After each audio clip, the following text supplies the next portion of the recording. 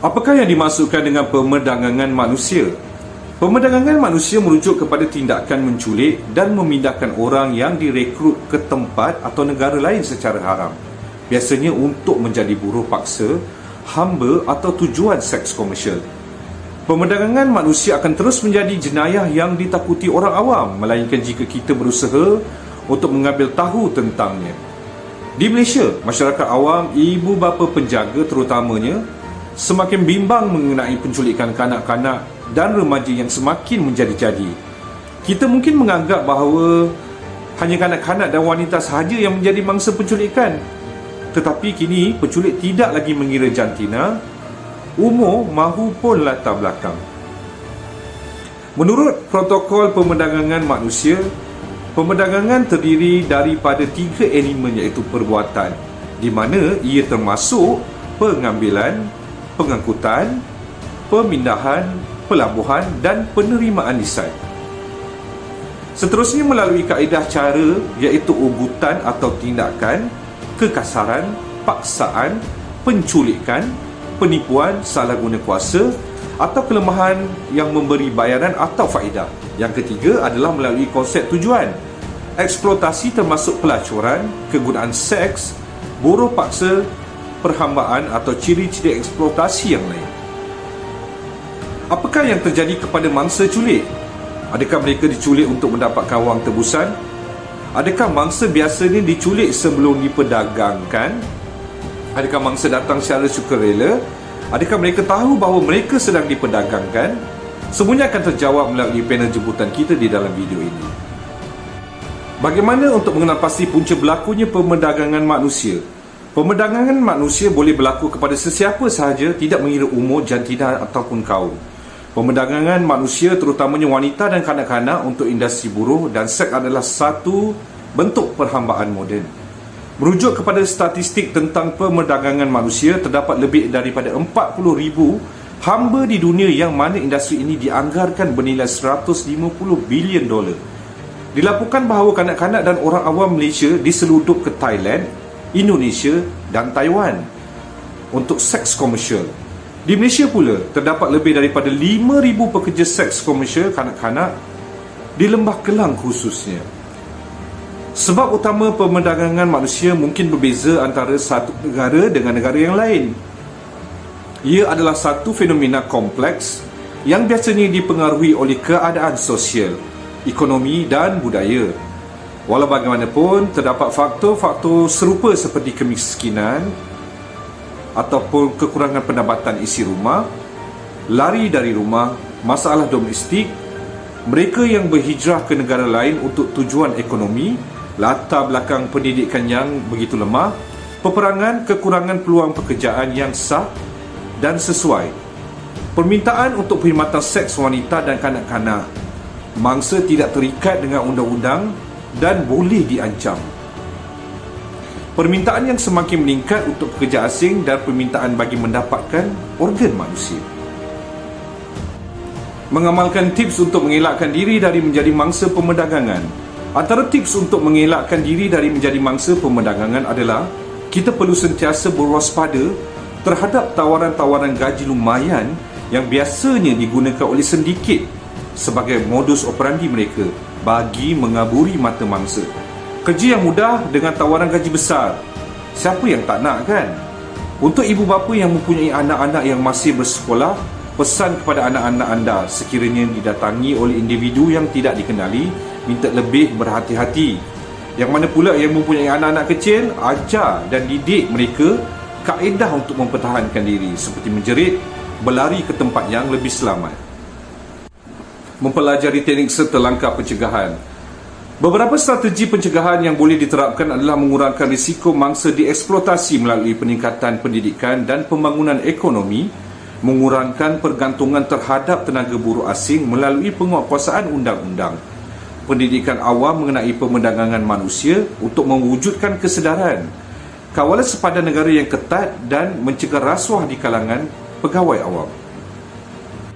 Bagaimana untuk mengenal pasti sekiranya seseorang individu telah menjadi mangsa sindiket? Ibu bapa dan masyarakat perlu prihatin dan cakna terhadap keadaan persekitaran. Ada cara untuk kita mengenal pasti sekiranya seseorang individu telah menjadi mangsa sindiket. Kebiasaannya, individu akan melakukan sesuatu perkara atau perbuatan di luar jangkauan. Yang biasa kita dengar antaranya lari dari rumah, kecederaan fizikal yang tidak dapat dijelaskan seperti patah tulang, lebam pada anggota badan, berbohong bila ditanyakan umur, ada memiliki kad pengenalan palsu, kehamilan berulang kali, tinggal dengan majikan. Biasa kita dengar majikan menyimpan dokumen identiti kita seperti pasport dan IC, juga biasa didengari. Selalu rasa gentar atau takut, penyakit kelamin atau jangkitan seksual dan terlibat dengan aktiviti seksual dan pelacuran, kebiasaannya di bawah umur 18 tahun lagi. Assalamualaikum, saya Muhammad Saiful Iman bin Aznam, bernombor metrik 291087. Saya ingin memberitahu matlamat umum tentang webinar ini. Jadi, apakah matlamat umum untuk kita mengadakan webinar ini? Yang pertama sekali adalah untuk kita meningkatkan kesedaran kepada orang ramai tentang pemerdagangan manusia. Isu ni telah berlaku lama, cuma kita sahaja yang belum tahu ataupun kita tak pernah perasan benda ni berlaku. Benda ni amat bahaya tuan-tuan dan puan-puan, sebab itulah kita mengadakan webinar ini. Selain daripada itu, mengamalkan amalan keselamatan diri dan juga keluarga kepada orang ramai, supaya diri sendiri alert dengan apa yang terjadi di sekeliling untuk keluarga kita juga. Seperti contoh, kalau kita lihat kawan kita seorang hilang, entah ke mana, tak tahu ke mana, mungkin ini boleh jadi adalah pemerdagangan manusia. Seperti yang kecoh baru-baru ini, mereka yang ke luar negara dan tidak pulang-pulang akibat daripada pemerdagangan manusia. Dan dalam webinar ini, kita menerapkan kawalan keselamatan dan juga cara mengatasinya. Sebab apa? Setiap masalah yang timbul pasti akan ada jalan penyelesaian. So, di dalam webinar ini kita akan membincangkan perkara tersebut. Assalamualaikum dan salam sejahtera. Saya Siti Nobashirah binti Ismail, nombor metrik 291160. Saya membincangkan tentang matlamat teknikal untuk webinar ini. Yang pertama adalah memberikan kaedah-kaedah yang boleh diguna pakai dalam menghindarkan diri dari menjadi mangsa pemerdagangan. Dan yang kedua adalah memberikan saluran yang boleh disalurkan jika mengesyaki atau mengenali seseorang yang diperdagangkan. Seterusnya adalah matlamat pelaksanaan dalam webinar ini, iaitu yang pertama, mengurangkan risiko melalui peningkatan pendidikan. Yang kedua adalah program bual bicara ini dapat memberikan kesedaran kepada semua lapisan masyarakat tentang bahayanya pemerdagangan manusia. Dan yang ketiga, meningkatkan kesedaran masyarakat awam dari menjadi mangsa pemerdagangan. Dan yang terakhir adalah untuk mengalahirkan golongan yang cerdik dan berpengetahuan dalam membentras aktiviti jenayah. Salam sejahtera yang dihormati pensyarah Puan Nurzila Haji Haziz dan rakan-rakan sekalian. Saya Divya dari Grup 10. Dalam webinar ini, saya ingin membentangkan tentang skop dan punca matlamat perdagangan manusia, iaitu human trafficking. Skop pertama untuk webinar ini adalah untuk memberi bimbingan dan kesedaran kepada semua lapisan masyarakat. Dengan ini, kita boleh mengurangkan mangsa perdagangan manusia. Seterusnya, untuk memberi contoh-contoh aktiviti pemerdagangan manusia, iaitu pemerdagangan manusia adalah perdagangan atau perniagaan yang melibatkan pergerakan atau migrasi manusia secara haram, termasuk aktiviti buruk secara sah dan secara paksa. Istilah ini digunakan dalam konteks lebih sempit oleh kumpulan advokasi untuk merujuk kepada perekrutan, pengangkutan, perlindungan atau pengambilan manusia bagi tujuan perhambaan, pelacuran dan buruk paksa, termasuk melalui ikatan hutang. Dan juga kita akan mengadakan sesi soal jawab untuk periksa fahaman yang ada di webinar tersebut. Akhir sekali, skop pemerdagangan manusia ini adalah untuk memberi pencerahan berkenaan kesan terhadap individu dan masyarakat dari segi aspek organisasi kekeluargaan.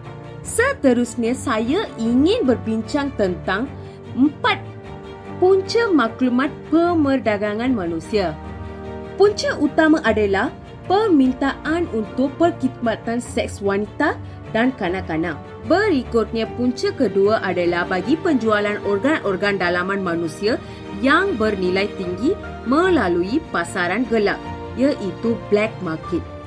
Punca ketiga dalam pemerdagangan manusia ini adalah kemiskinan atau isi rumah pendapatan yang rendah. Akhir sekali, punca keempat untuk kesalahan tersebut adalah latar belakang pendidikan yang lemah. Dengan punca-punca tersebut, kita boleh faham masalah ini semakin hari semakin serius kerana didorong oleh pelbagai punca. Kemiskinan merupakan salah satu punca berlakuannya kekuatan pemerdagangan manusia. Kemiskinan di negara asal membuatkan mangsa berusaha mengubah taraf hidup. Antara cara yang boleh diambil oleh mereka adalah dengan berhijrah ke negara yang lain lebih maju dan banyak mempunyai peluang pekerjaan. Untuk berhijrah ke negara yang lebih maju, mereka perlu berusaha dengan pihak-pihak tertentu. Pada masa yang sama, terdapat pihak yang cuba mengambil kesempatan seperti agensi perekrutan. Agensi ini membawa migran ke negara dan memaksa migran menjadi buruh paksa atau pelacur. Tuntasnya, kegiatan pemerdagangan orang semakin berlelusa. Oleh itu, semua pihak harus sekata dan bergandeng bahu untuk mengatasi masalah ini. Jalan penyelesaian untuk mengatasi masalah ini perlu dirancang dengan teliti. Sekian, terima kasih. Di akhir program ini, dapatlah kita bersama-sama menangani dan membantras masalah pemerdagangan manusia. Dalam program ini juga, kami akan memberi pendedahan berhubung punca-punca berlakunya pemerdagangan manusia, perkongsian tips keselamatan, langkah-langkah pencegahan, kawalan keselamatan dan cara-cara mengatasinya. Objektif utama program webinar ini adalah bertujuan untuk memberi kesedaran kepada masyarakat Malaysia, khasnya kepada golongan ibu bapa dan golongan individu yang berhasrat untuk melancong ke luar negara, terutama dengan negara jiran terdekat, agar sentiasa berwaspada terhadap individu-individu yang berada di sekeliling kita, agar sentiasa cakna dengan keadaan sekeliling untuk kita mengurangkan aktiviti pemerdagangan manusia.